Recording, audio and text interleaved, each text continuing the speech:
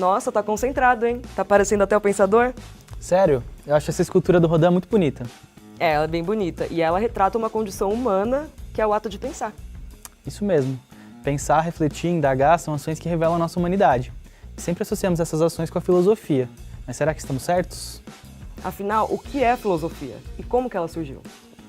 A filosofia surge há 2.600 anos, no século VI a.C., na Grécia, e ela não é o fruto de um acaso ou de um milagre. Na verdade, ela surge em razão de fatores sociais, políticos e institucionais que levam, então, os atenienses a buscarem uma nova forma de resposta e uma nova forma de organização da própria vida. A partir desse momento, a resposta pelo que é o mundo, por exemplo, passa a ser uma resposta do tipo lógica, argumentativa, né? Respeitando aquela fórmula do se então, né? Se a premissa é verdadeira, então tal conclusão. Por exemplo, se está chovendo e você sair sem a capa de chuva ou guarda-chuva, você então se molhará.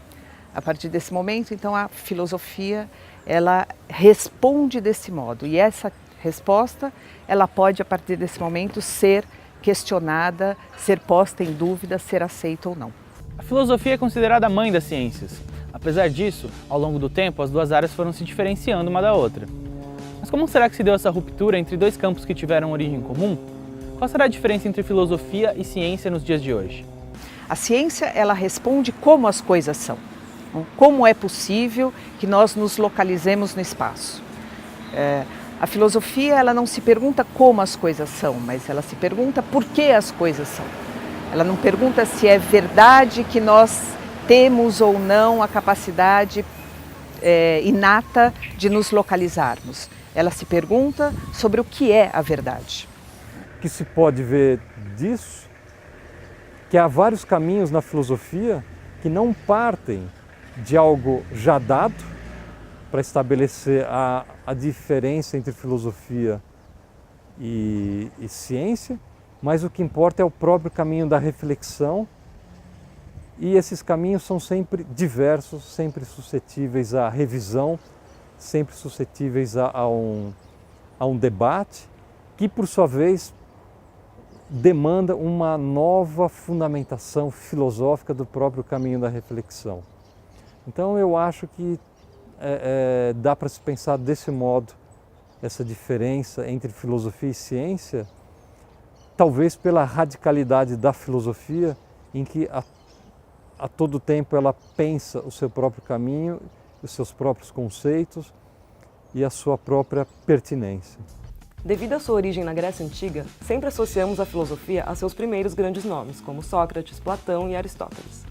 Mas a filosofia e os filósofos foram muito além da antiguidade. Muitos autores modernos trazem questionamentos instigantes sobre nosso tempo.